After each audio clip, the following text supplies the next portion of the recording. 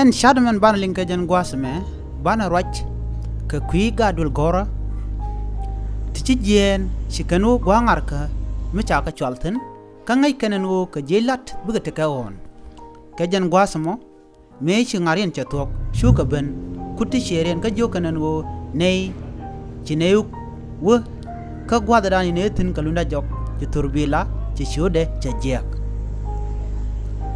ci tichiren ga jo ci turbilun ci shode jek ajana pen yo biaben gwa on ka ci kana jo an gwa so ci ticher ga jogo nena yen kwa lo jok lo je shene kun wiya kwena bana jek ko kor ni dang jok ko tam men kam yawon dong de yen pe kwa o gwa sa mi ko shalaro yen turbila me ci shode ci tul ijanu pen yo biaben gwa ona kwa wo ko yaben ka ko nin dan jok bay bu kamon me chinin dan jok ci ka tok ci kan ga dul gor to ti shop ko bakel ci ka ben ci kan ben ngwas ma ci kan ben ka teacher ci kan yo teacher ci ne ben bene ka kwi hon kada ca ga jogwa an ngwas ma ci teacher ci kom no yalla ka cara ma onan cara ma nyor gwa de nan cara ma nyor gwa de nan kan dial kan dang bakel an ngwas ma ci teacher ci won ci jetu on ti ca ti ka je jana cheka ti ka kan ka dokkorodian kan tinden cha kam ka che tije na ka tije nyam turbilun me sho de tolo a sho gandian a sho ko jandian kajin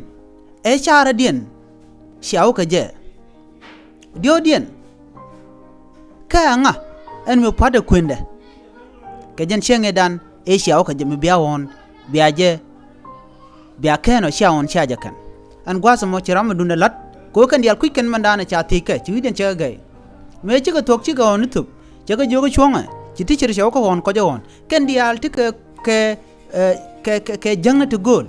la jangni ken chi kan chet amera me dani lar kan o chi gwa kwende ngode tel ram chi gwa kwende jin milar jen wo peli jin long wa bu dung pel ga dunu mo bi jak mo nyono jin gore bu dor bilat ka gwade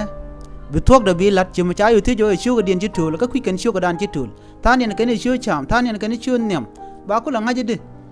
ci ka gwel kan dial ci kan ngaj anyam man jo ga to yen ram nan cha go gwa kwende nga chaken kwini je ciram moy karan yaram moy karande